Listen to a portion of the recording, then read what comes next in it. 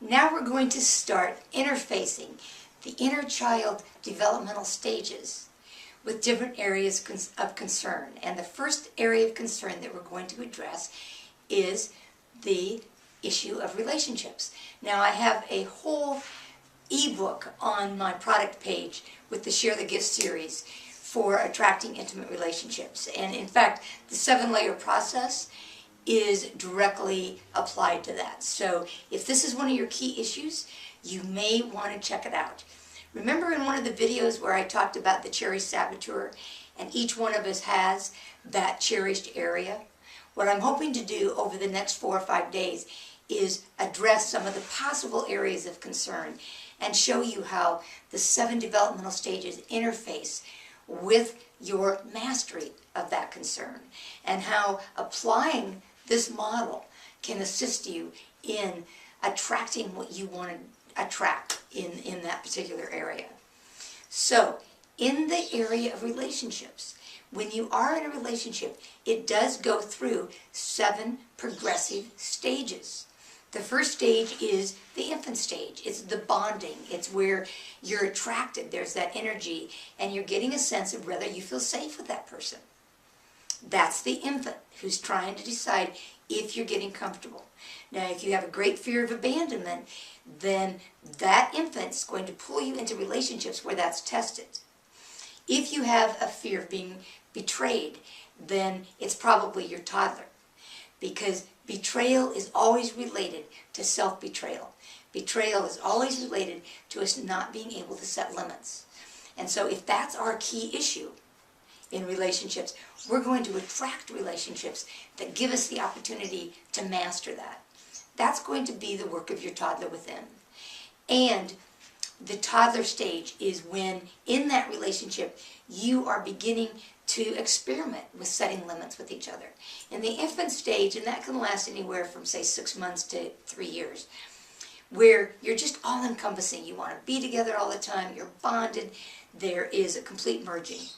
When you get to the place in the relationship where you want to step out of that, that's the toddler stage. It's a place where a lot of people feel like, well, we've fallen out of love with this one, and this relationship's not going to work.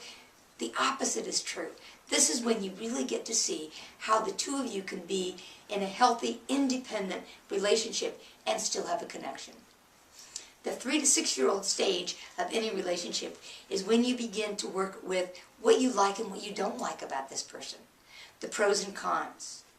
And that's when you can get into the shame or blame game, or you can seize the opportunity to look at what you don't like in your partner and follow that with, what does that say about me? Who inside is wanting to judge right now? Why am I feeling like who that person is not okay? Unless you are being abused or in physical danger, then this is the stage where you can really grow. Even if you decide not to stay with this person, your projections and judgments are about you, not them. And clean those up so that even if you decide not to stay together, you move out of that relationship with compassion. The 6 to 12-year-old is where you kind of get a sense of, where do we fit in? How, as a couple, do we fit in with other couples? Are we very social? Or do we stay to ourselves? Do we complete tasks well together? Or do we get competitive? The 12 to 15-year-old is going to be the stage of the relationship where you are very self-conscious of your vows and your commitment to each other, or you are self-confident about that and you feel connected. If you feel connected, then the adolescent who gets into the passivity or rebellion won't even get on center stage. But if you're stuck in rebelling against your partner or playing a victim to your partner, it's that adolescent who needs to be worked with. You are in that adolescent stage of the relationship where you need to learn about power. And then the 17 to 21-year-old stage in a relationship is where we come into the mastery of the relationship. We feel very, very secure in the relationship, not only in our commitment to each other, but also in who we are. And we understand that it's a relationship in which we can grow. We have the courage to continually evaluate how the form of the relationship needs to change and grow so we can both be healthy in it. And that is a whole nother topic about having that courage.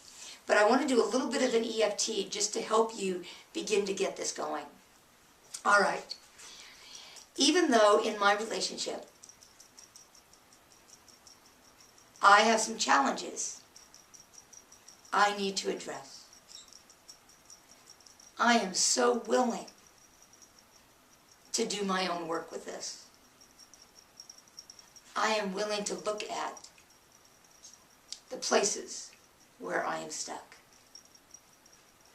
So even though I can fear abandonment, or I'm scared I'll be betrayed, or I have all sorts of shame or guilt,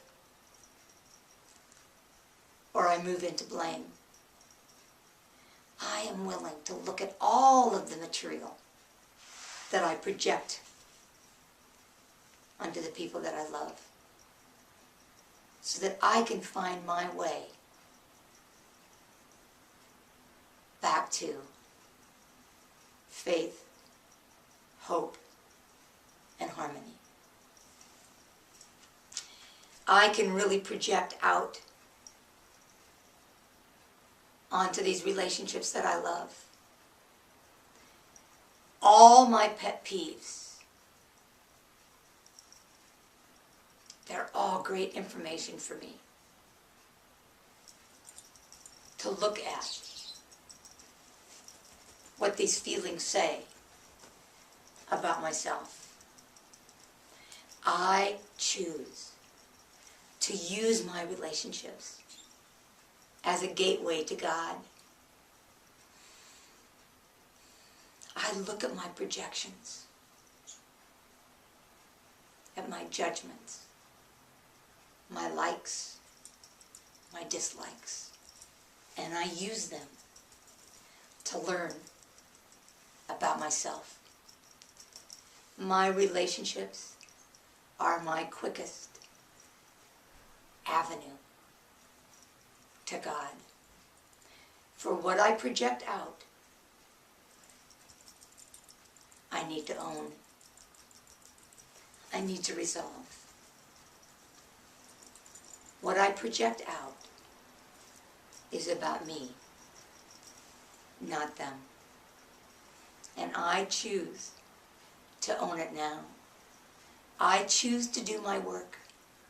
I choose to use my relationships as one of the greatest gifts I have for looking at myself.